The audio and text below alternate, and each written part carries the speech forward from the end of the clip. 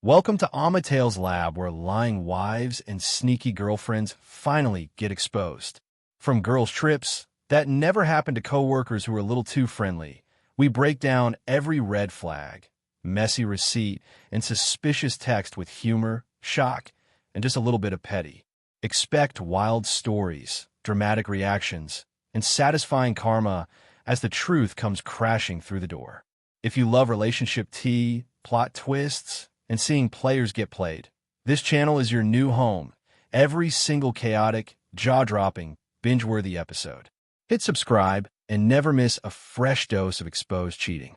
Don't forget to check our previous stories. Let's get into it. My wife, Ariel, publicly humiliated me at church and said, "God told me to leave you," then listed my failures like a sermon while the whole sanctuary stared at me like I was a warning sign. She didn't whisper it. She didn't spare me. She made sure my name sounded small in the place I'd always try to be steady.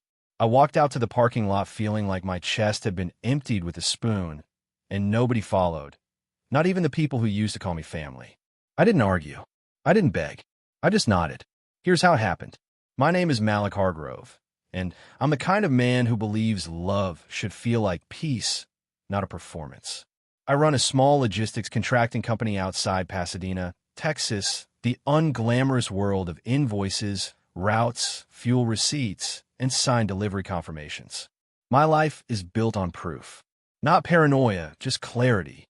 I like clean ledgers and simple promises. When Ariel came into my life, she felt like the opposite of chaos. Polished, warm, and certain. She had a laugh that made strangers turn around and smile, and she said she loved how I always handled things. I met her at a community fundraiser in Houston, the kind with folding chairs, sweet tea, and somebody's uncle grilling like it was a championship. She was helping at the sign-in table, nails immaculate, pen moving fast. I tried to be smooth and ended up signing my name on the wrong line twice.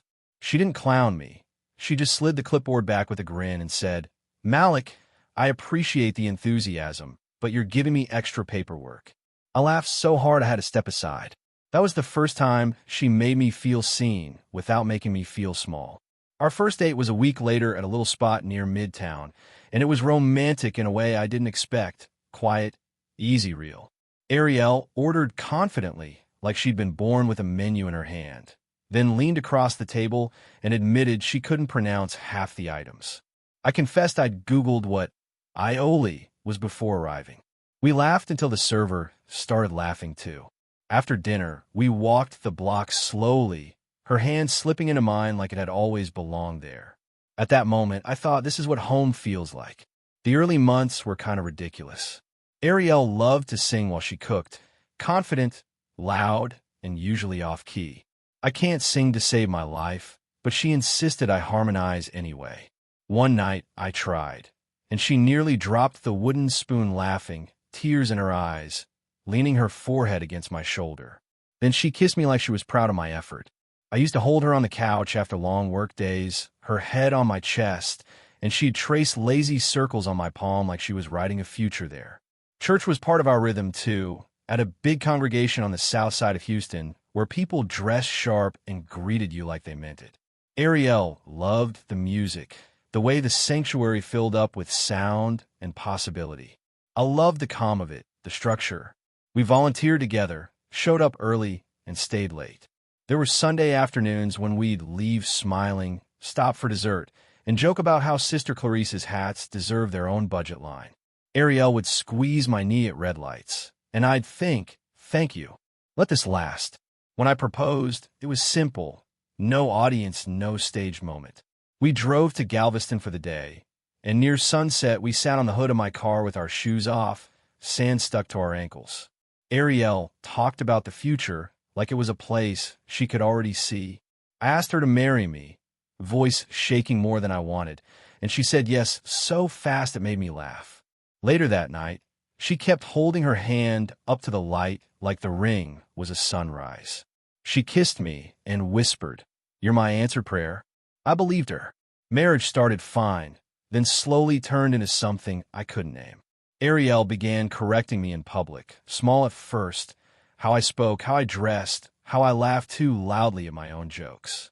I'd brush it off because I loved her, because I didn't want to be sensitive, because I thought every marriage had growing pains. But the corrections became comments. The comments became critiques. She'd smile while she did it, like she was doing me a favor.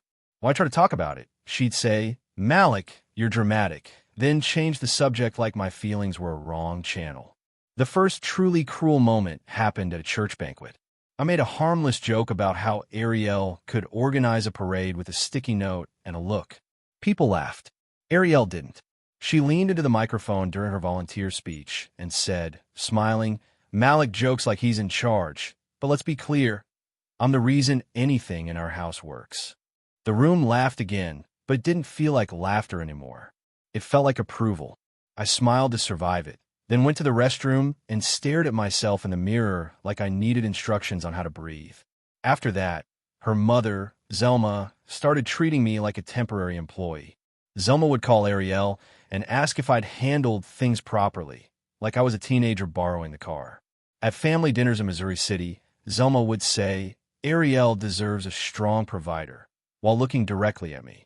I was paying the mortgage, the utilities, and the insurance, but nobody asked about that. The cruelty wasn't loud. It was constant. I'd bring flowers, help wash dishes, offer rides, still get ignored like I was furniture. Ariel never defended me. Not once. I tried romance to fix what romance couldn't fix. I planned date nights, left little notes, surprised her with her favorite candles, and booked a weekend in Austin. In Austin, we had one good night, laughing over tacos, taking goofy selfies, dancing in the hotel room while I pretended I was a professional dancer and she pretended she wasn't judging me. She kissed me, soft and familiar, and for a moment I felt the old Ariel. Then the next morning she woke up distant, stared at her phone, and said, "We should go home early." Later I realized she wasn't missing home. She was missing attention. That's when Trayvon Hale entered the picture officially, even though he'd been circling for a while. Trayvon played drums on the worship team. Charming, loud, always ready with a compliment. Ariel started mentioning him casually, too casually. "Trayvon says I'm glowing. Trayvon thinks I should lead a women's group. Trayvon says you don't understand my calling." The first time I saw Trayvon look at my wife like she belonged to him, my stomach tightened. Ariel noticed and smiled like my discomfort was proof she still had power. She didn't reassure me. She performed. The humiliation escalated fast. Ariel began making spiritual comments that were really insults dressed in scripture. If I asked a question, she'd say, "A man should lead without being told." If I expressed hurt, she'd say, "Your ego is loud." If I asked for respect, she'd say, "God is pruning you." Meanwhile, she stayed on her phone like it was oxygen. At night, she'd turn away from me in bed, then claim she was exhausted from carrying the marriage. I'd lie awake listening to her typing, feeling lonelier beside my wife than I'd ever felt alone. I'm not proud of how long I stayed quiet, but I need you to understand the pressure. Our church community was big, tight, and opinionated. People loved Ariel. She smiled at the right times, volunteered at the right events, hugged the right people. I was steady, not flashy. I could feel the story being written about me without my permission. Malik is cold. Malik is distant. Malik doesn't celebrate with his wife. Ariel would say things to others with a sad voice. "Please pray for us." Then come home and act annoyed that I existed. She was building a stage. I didn't know she planned to use it. The Sunday she did it, the sanctuary was packed. The choir was bright. The suits were sharp. The air smelled like perfume and possibility. Ariel wore white like she wanted to look innocent. During announcements, she stood up and asked for the mic. I thought she was going to talk about an event. Instead, she turned toward me and said, "God told me to leave you. You've been holding me back." Then she listed my so-called failures. "He's not a leader. He's emotionally unavailable. He doesn't cover me." People gasped like it was brave. I felt my vision blur. I looked around for support and found none. Zelma hugged Ariel like she'd escaped a prison. Trayvon stood near the drums with his hands folded, face solemn, like he was praying for my downfall. Even Reverend Barnes looked at me with that soft disappointment people reserve for men they've already judged. When the room turned into a chorus of murmurs, I did the only thing I could do without losing myself. I stood up, straightened my jacket, and walked out. No shouting, no scene, just me, alone in the parking lot, hearing the choir warm up behind me while my marriage died in real time. Ariel moved out like she was completing a mission. She didn't cry. She didn't apologize.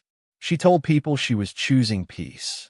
She moved into a townhome in Pearland and made sure everyone knew it was a new beginning. Trayvon was there within days, carrying boxes like he belonged. Ariel blocked me on certain apps, but kept texting when she wanted something: paperwork, access, confirmation codes. Her cruelty stayed organized. Zelma called only to demand that I do the right thing and keep paying certain bills while Ariel heals. I realized they wanted my money and my silence. They didn't want my dignity. My suffering wasn't just emotional, it was practical. I couldn't focus at work. I'd sit in my office, staring at contracts like the words were in another language. Drivers would call with problems, and I'd answer too slow. At night, I slept on my cousin's couch, shoes lined up neatly like I was a guest in my own life. People from church avoided me in grocery stores. Men I'd shaken hands with for years looked through me like I was invisible. Reverend Barnes called and told me to search myself. I hung up and stared at the wall, feeling like the world had become a room with no exits. Then Ariel tried to hurt me where she thought I lived: finances and reputation. She filed for divorce with a story crafted for sympathy: spiritual abuse, emotional neglect. God told me. All of it. She wanted the church to validate her and the court to reward her. She tried to pull money from an account she assumed was shared. She tried to change beneficiaries. She emailed my bookkeeper pretending she still had authority. She even hinted she'd tell people I was hiding money. She didn't feel bad. She felt entitled. And for the first time in months, my pain sharpened into something useful: clarity. I didn't respond with drama. I responded with structure. I scheduled an appointment with my attorney downtown, a quiet woman named Danielle Price who had the kind of calm that makes lies nervous. Danielle asked me one question: "Malik, do you keep records?" I almost laughed through the stress. I keep records the way some people keep photos. I had bank statements, receipts, corporate filings, titles, and contracts organized by year. Ariel used to tease me about it, calling me Mr. Spreadsheet. Sitting in Danielle's office, I realized that joke had been a warning disguised as humor. Danielle helped me tighten every loose thread, legally, cleanly, quietly. The business was mine, established before marriage, fully documented. The trucks were titled under my LLC. The operating accounts were separate. The home deed was in my name, purchased with protected funds from my late grandmother's inheritance. Ariel could claim feelings all day. She couldn't claim ownership where none existed. Danielle drafted a response to Ariel's filing that was so factual it felt cold. And that was the point. Ariel wanted an emotional fight. I gave her a paper trail. It was the first comeback I made, and nobody clapped, because the only person who needed to hear it was the court. Ariel didn't stop. She got meaner. She told mutual friends I was punishing her. She told church ladies I was vindictive. She sent me one text that still makes my skin crawl: "A real man would release me with grace."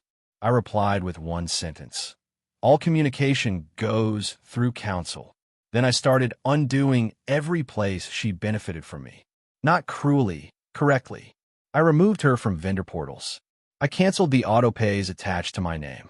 I switched passwords, updated contact emails, and separated every account. Zelma called furious because her phone line had been on my family plan. I didn't argue. I just ended the plan. Private consequences. In the middle of all that, I found one small pocket of healing. My Aunt Renita, who lives in San Antonio and tells the truth like it's her job. I visited her for a weekend because I couldn't breathe in Houston. Aunt Renita took one look at me and said, "Baby, you look like you've been carrying other people's disrespect in your back pocket." Then she made me laugh until my ribs hurt by imitating church folks whispering, clutching imaginary pearls. That night she cooked and forced me to eat like my appetite was a family responsibility. When I finally slept, It was the first deep sleep I'd had in months. Back in Houston, I decided to stop trying to win the room that already chose Ariel. I stopped attending that church. Not out of bitterness, out of survival. I found a smaller congregation in San Antonio during another visit, sat in the back, and nobody stared. Nobody asked questions. A deacon shook my hand and simply said, "Glad you're here." It hit me that peace doesn't always come with history. Sometimes it comes with a clean start. I began talking to a counselor too, a steady older man who reminded me that humiliation is not truth, it's a tactic. Every week, I felt my spine return. Ariel's cruelty stayed bold, but my life quietly started moving forward. A larger warehouse contract opened up near San Antonio, and I took it. I didn't announce it. I didn't post it. I just expanded. My drivers noticed I was calmer. My numbers improved. One day, I caught myself humming while making coffee and got shocked like I'd heard someone else do it. I started working out again, not to prove anything, but to feel like my body belonged to me. I bought fresh shirts. I cleaned my car. Small things, but each one felt like a brick placed back into the foundation of who I was. Meanwhile, Ariel kept performing victory. She showed up at church glowing, holding Trayvon's hand, wearing happiness like armor. She never apologized. She never softened. She only demanded. In court documents, she claimed she supported my business and deserved a portion. Danielle responded with records that showed Ariel contributed opinions, not capital. Ariel tried to paint me as controlling, but the timeline contradicted her. She tried to say she feared me, but she'd been texting me demands at midnight without hesitation. The more she pushed, the clearer it became. She didn't want freedom. She wanted benefits. Then karma arrived the way it usually does in real life. Quiet at first, then undeniable.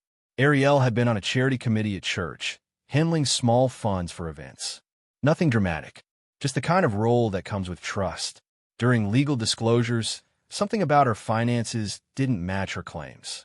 The church did an internal review. Not public, not messy, just administrative. They found irregular purchases labeled as supplies. Ariel didn't confess. She didn't show remorse. She got angry and blamed confusion. The church didn't put her on microphone. They simply removed her from the committee and asked for repayment. Suddenly, her holy image came with less access. Trayvon's loyalty lasted exactly as long as the lifestyle did. When Ariel started getting phone calls she didn't like, committee requests, repayment plans, credit inquiries, Trayvon's peace disappeared. He began distancing himself, then criticizing her. Ariel tried to keep control by doubling down on arrogance, but it didn't work. One day, she texted me, furious, accusing me of ruining her. I didn't respond. A week later, she called 3 times back-to-back. Still no apology, just panic. Later, I heard through someone neutral that Trayvon had moved out, leaving Ariel with a lease she co-signed and the bill she thought someone else would always cover. The divorce finalized the way truth usually does, not dramatically, but decisively. Ariel didn't get my business. She didn't get home. She didn't get the payout she imagined. She got what the law allowed, clean separation and her own responsibility. The last private twist came when she drove back to the house one afternoon, thinking she could talk. There was a sold sign in the yard because I had listed it, accepted an offer, and closed, legally, quietly, without her permission because it wasn't hers to permit. She stood on the walkway with her phone shaking, calling me like urgency could rewrite paperwork. I watched through the security camera, calm as a ledger. I didn't go to church to confront her. I didn't demand an apology from people who refused to see me. I didn't chase closure from someone who weaponized God to justify cruelty. I moved to San Antonio, expanded my contracts, and built a life that didn't require an audience. Months later, I went on a date with a woman named Simone Carter, a nurse with a gentle laugh and a sharp mind. She teased me for folding my receipt before dessert, and I admitted, smiling, "It's a habit." We walked the river at night, her hand warm in mine, and for the first time I realized Ariel didn't end me. She exposed what I deserved. If you enjoyed this story, please like, comment, and share this video with your friends. Subscribe and turn on the notification bell so you never miss a powerful story drop.